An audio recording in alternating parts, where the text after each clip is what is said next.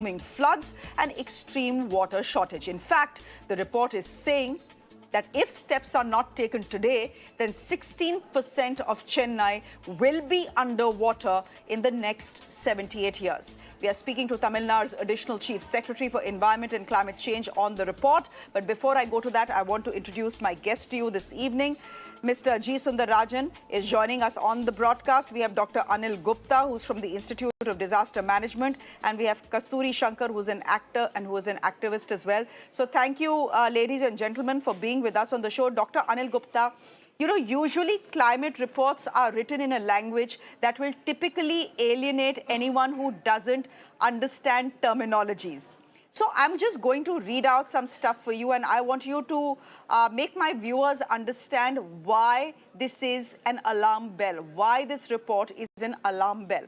The report says, and this is a projected situation. This is a projected flood risk if it rains very heavily. They say, the report says, at a return period of 5 years, 29% of Chennai is at the risk of flooding or flood inundation. Similarly, they say at a return period of 25 years, 46% of Chennai is at a risk of flood inundation. And at a return period of 100 years, 56% of Chennai is at risk of flood inundation. What exactly does this mean?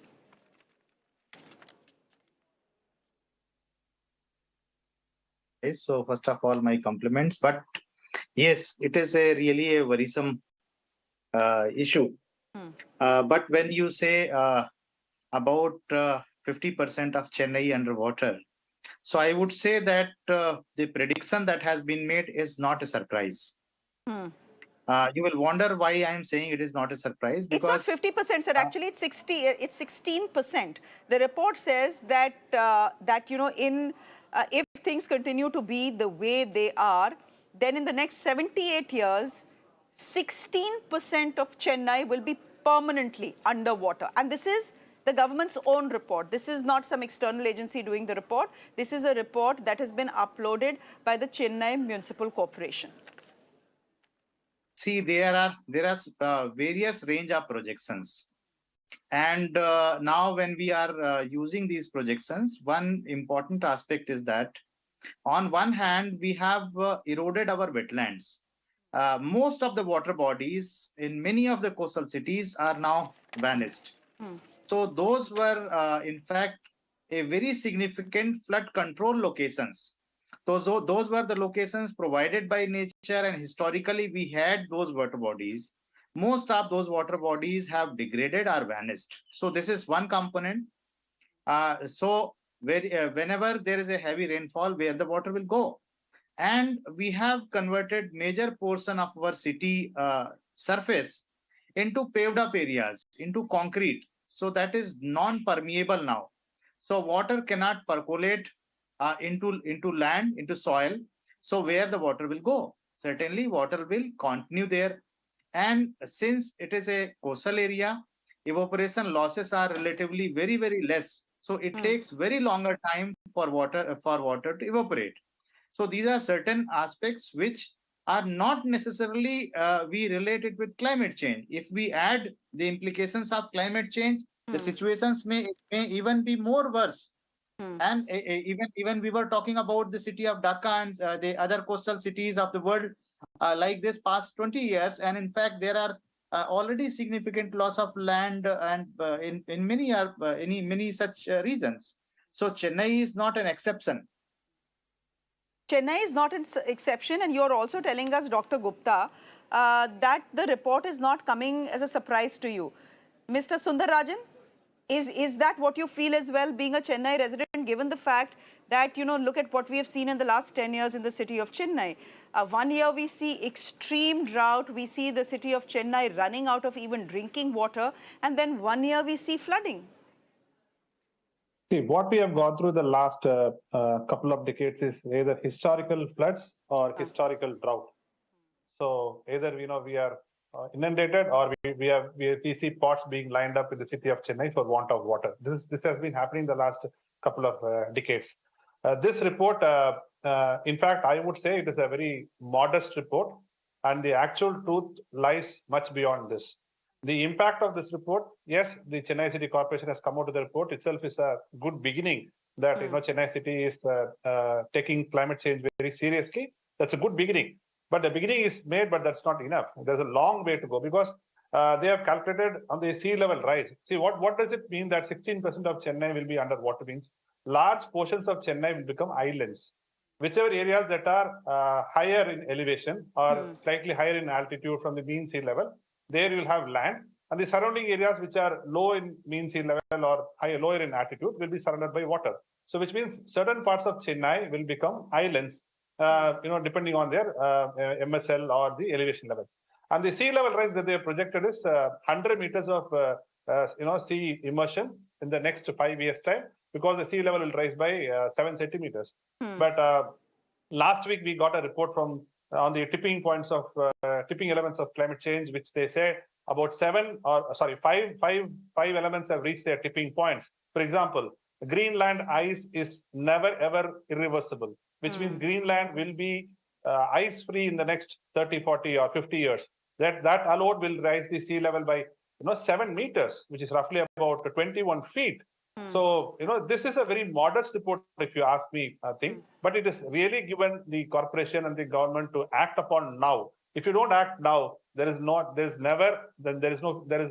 future place where you can act. So we'll have to relook the entire infrastructure, your roads, because, if you see the report, lot of social infrastructure is getting affected, like the community centers, urban health centers, marriage halls, where people generally are kept during the floods and kept in safety. So those social infrastructure are getting affected. 18 metro stations will be permanently inundated in the next about 70 years' time.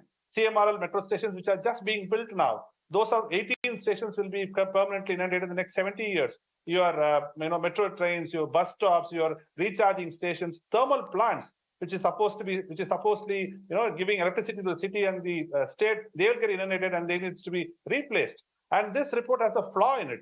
The carbon emission from the houses is much higher. That surprises us because there are about thermal plants in North Chennai, Vallur. There's a huge petrochemical complex in Manali. So those are not taken into account. So the carbon emission sources need to be recalculated, and also the report has to be updated. Today we might get ready for a 10 centimeter per day rainfall, but you never know. Climate change might bring a 30 centimeter rainfall or a 50 centimeter rainfall that happened in 2015. How are we going to make our adaptation plans more adaptable in the coming years? We'll decide. And through this program, I would request the Tamil Nadu government, the Chennai Corporation, everybody that from at least from now on, put every project, every scheme, let it be in any department, let it be rural development, let it be transportation, let it be energy sector, any department, any project. Look it from a climate change perspective. Whether this project or this scheme will mitigate climate change, will make Tamil Nadu and Chennai climate adaptive, will our resilience be built further so that we come back? Because the new normal is going to be life between disasters. One disaster will come, we will have to come back, then another disaster will come, then we'll have to bounce back. So the resilience nature of this city, and because Tamil Nadu, it's a coastal city, coastal state. 1,076 kilometers, we have got coastal lines. It's completely, it's the climate change. The one first state that will get affected is Tamil Nadu. So we have to get prepared, and this report could be definitely a starting point, but we have miles to go. This report is a starting point, and this is something that the Chennai Corporation is admitting to as well, that this is essentially data collection. This is the risk that is being projected. Now that we know what is going to happen in the next 5 years, 25 years, 100 years, if it rains very heavily, we probably need to redesign our entire infrastructure to meet what is coming, essentially. Now, here's something interesting, Kasturi, in case you want to come in on this. India accounts for 24% of all disasters in Asia, and Chennai ranks 7th in the list of India's most vulnerable districts to extreme flooding and cyclones. 7th, and yet the predictions are as dire as we are seeing on our screens. Yeah, it's actually a combination of both global aggression and local apathy. Worldwide, people are doing crazy things in spite of all the red flags being raised. Everybody is still thinking, things are far away, things are far away. We're already finding that climate change has clearly and visibly impacted our weather systems in India itself, in coastal cities as well as in inland cities. We have this phenomenon called cloudbursts these days. Floods are not isolated to Chennai. Usually used to get flooded. Chennai has seen floods before because Chennai is a coastal city, and Chennai, during the aggressive urbanization and construction of the 1970s, the impact is actually being felt through the decades later. And we also the migrant population. So we have pockets of people living in make do settlements that have been there for decades now, but these are people who are living on lakes. Lakes have been turned into slums, into low economy living. The Buckingham Canal has been turned into a metro rail service. All the government buildings have to be built on public land, and that translates in many cases to reclaimed water bodies. The tidal park is one example where some of it is reclaimed land and some of it is actually occupied land. There are entire universities in Greater Chennai which have been built on top of lakes illegally, hospitals, universities. So we are talking about something that we saw coming in 2005, 2015. We had a terrible flood. By 2016, we forgot about it. So if this is going to be the case, as my friend from Poovulagin Nanbargal said, he said this is something that we all have to not ignore. I'm going to give you the political angle to why this will be ignored. Everybody is going to hope that the next government will have to deal with the issue. Everybody is going to hope that it is not going to be on their watch, because you cannot take these climate friendly steps without endangering your vote banks. This is a problem that every city in India faces, and Chennai being a coastal city, Chennai being already a cyclone prone city, Chennai being already a city with aggressive construction from 3 decades ago, is facing the brunt of it today, and no surprise that it is 7th. But I'll tell you this, at the rate at which other cities are developing, I think Chennai will go down in the list, not because Chennai is getting better, because other cities are getting worse. For example, Bangalore. For example, Bangalore. Bengaluru, Hyderabad, Delhi, Mumbai. Where have the floods not hit this year? In just a single year, within 3 months, we have seen the 4 different cities struggling to get around to work, get around to do daily things. So Kasturi, you are saying, and I think rightly so, that today we are paying the price of what started 40 years ago. And if we don't correct our mistakes right now, if we don't stop, or if we don't start planning for the future, things will only get worse. And that is exactly what the Chennai Corporation's own report is telling us. That a return period of flood for 5 years, 30% of Chennai will be underwater.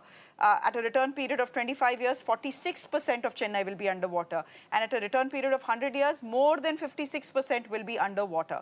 My question to you, Dr. Anil Gupta, is this. While it's great for a city, and there are cities around the world that will collect data that is specific to their cities. But can we afford to look at something like climate change and mitigation just through the eyes of one particular city? Say, for example, in this case, Chennai, given the fact that climate change is something that inhibits our ecosystem.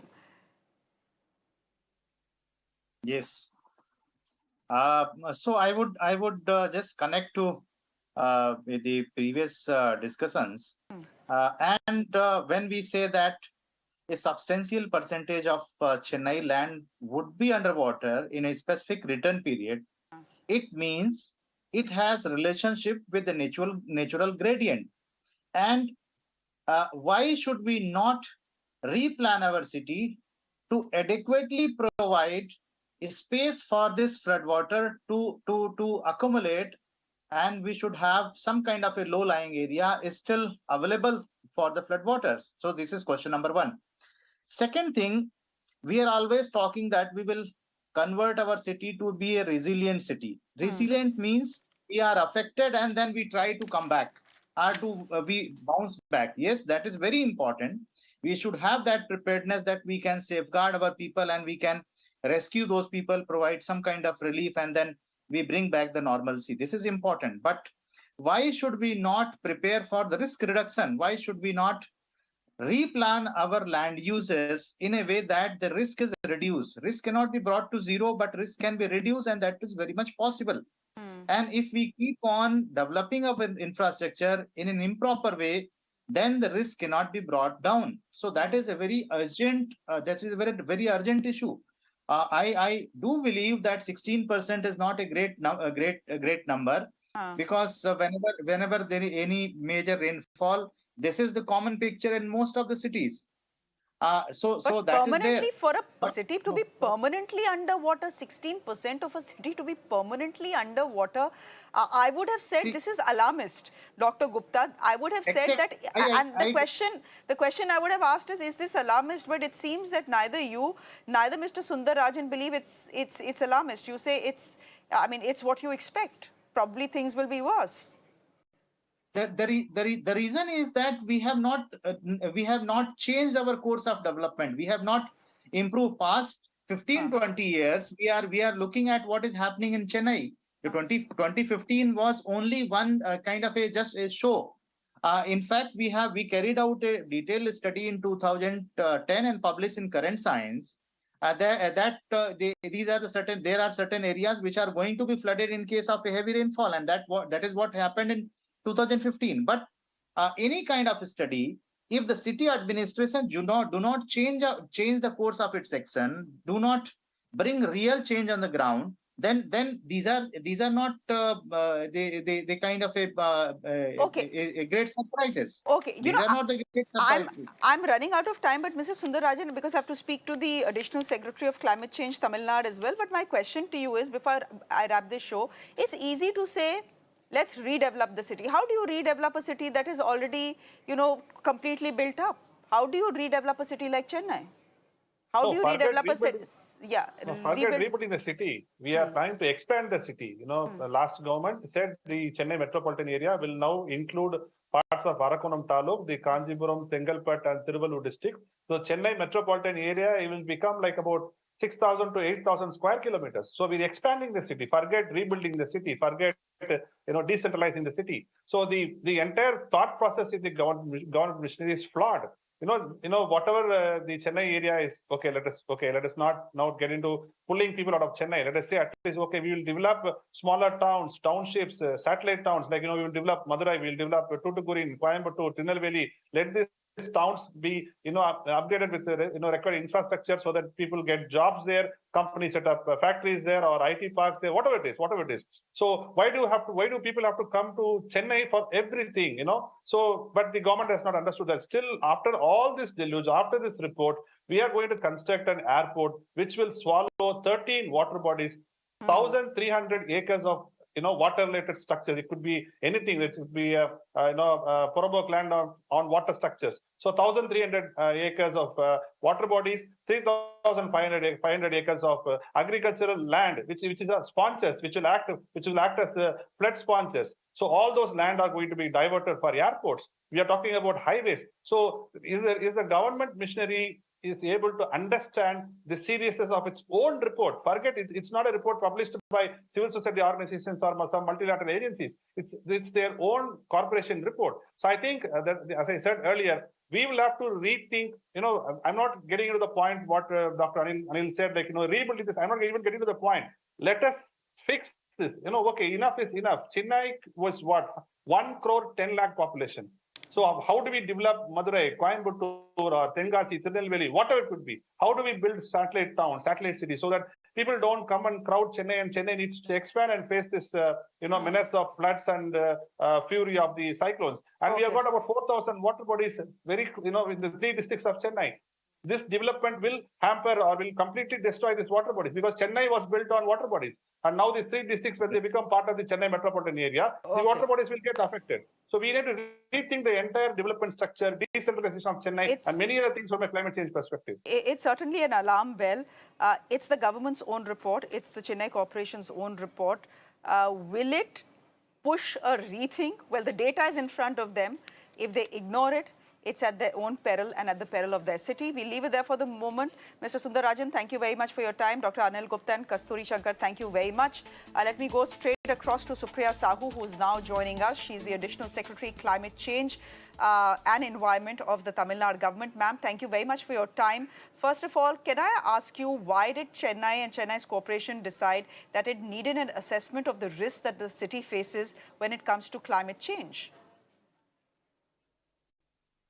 The idea is that every city and every state should start looking at the climate action very seriously.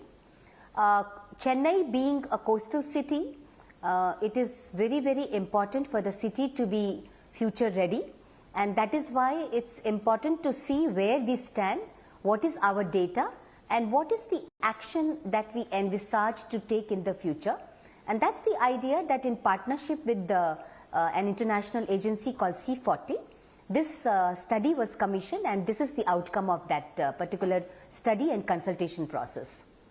Ma'am, we've spent the last 20 minutes looking at the report and what it means, but for the Tamil Nadu government and the Chennai Corporation, what's the most alarming part of this report for you?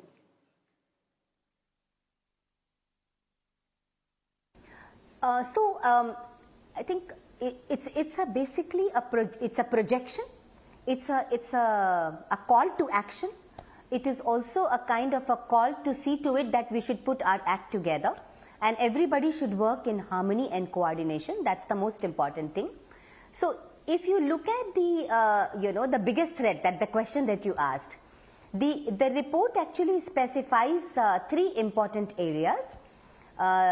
One which is relating to the heat, the island effect, the heat and water scarcity. The second one is the sea rise. The report talks about the increasing sea rise, which is actually very worrisome. And the third thing, it talks about the cyclones, flash floods, basically flooding, which Chennai has seen in the past. So it is in this context that all these three important areas, they assume a lot of significance to us. So in terms of the action that we need to take, all our action should be divided in these important areas. Is the projection alarming? We've just had a discussion about whether the projection is alarming or par for the course, given what we have seen in Chennai in the last 10 years. What's your assessment? Okay, so my answer to this question will be that it is a projection, and the projection has to be made with a baseline year. As per the climate science around the world, we are all required to study where we stand. The baseline data which has been taken by C40 for this study is actually 2018, and what you're saying is that the level of submergence, if we do not take action, if we actually remain inactive, then it is likely to happen. But then it does not mean that it will happen if we do not take action. So basically, as I mentioned earlier, it's a call to action. So I don't think there is any need to get so worried or get so alarmed, but there is a need to be very serious about the issue. What you are seeing recently across the world, what you're seeing in, in France, you have seen in the entire Europe, the rising temperatures, unprecedented action. So I think if we do not, kind of take action, the day is not far when these things can become a reality. That is what it is. Okay, ma'am, there are some analysts who in this show have said that given the predictions of the corporation's own report for the city, there are projects, when you sanction projects in the future, you have to be extremely mindful of the impact that they will have on the environment, the impact they will have on the climate. Like, for example, say, the Parandur airport. Despite this report, will the government go ahead with it? See, my answer to this is, I do not know in what way you are connecting that project to this report. If you look at the report, it talks about three important areas where the action is due. It doesn't talk about any specific project or any particular issue, and there is nothing that should be made sensational or controversial about it. The report talks about the inventory of the greenhouse gases. It has studied and it has prepared an inventory. So if you look at the breakup of the inventory, you will find that 71% of the greenhouse gas emission is basically coming from the buildings, it's coming from the energy sources, it is coming from stationary infrastructure. A large part of the greenhouse gas emission comes from the waste. If you look at the report, it's about 18 to 19% which is coming from the, from the waste. A large number of our emissions, they come from the transport sector because of the buses that we have, the energy consumption, the pollution that we have. So I think it is important to have a holistic view rather than going into picking and choosing any project. I think that will be a very short term, it's a very myopic view. The idea of preparing a report is to not be myopic, but the idea is to have a holistic view and put our action points together. So what is the way forward? Look at those sectors which are contributing to emissions and try to create green infrastructure and convert them into green mobility. That is going to be our answer for that. And my last question to you, the aim of the data that has been collected is to mitigate risk for Chennai, but Chennai is part of a larger ecosystem. Can a micro plan work in the absence of a macro one?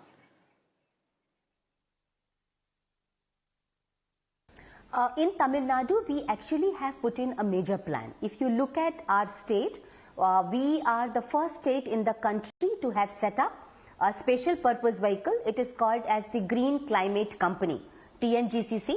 This Green Climate Company is a public-private enterprise where we have registered it as a Section 8 not-for-profit company. And this company is responsible for creating the climate action for Tamil Nadu. But I think it's also very important to understand that while the entire plan has to be there, there are microclimatic areas. Each city has its own specific problem. Therefore, these kind of micro plans have to fit in. And therefore, you can't say that, you have a larger plan and the smaller plans cannot come. No, I don't believe in that. For example, Chennai is a coastal city. Its composition, its challenges are different from any city which is, say for example, Madurai. Therefore, a city like Chennai has to come out with its own specific micro plan because it faces the danger of sea level rise, flash floods, cyclones, and therefore it has to have its own specific plan. While I agree with you that all of this should fall within the macro plan which the state already is kind of in the process of developing. Supriya Sahu, thank you very much for joining us on the broadcast and explaining to us what Chennai plans to do with the data that it has collected, and the data, by the looks of it, is fairly scary. Thank you very much for joining us.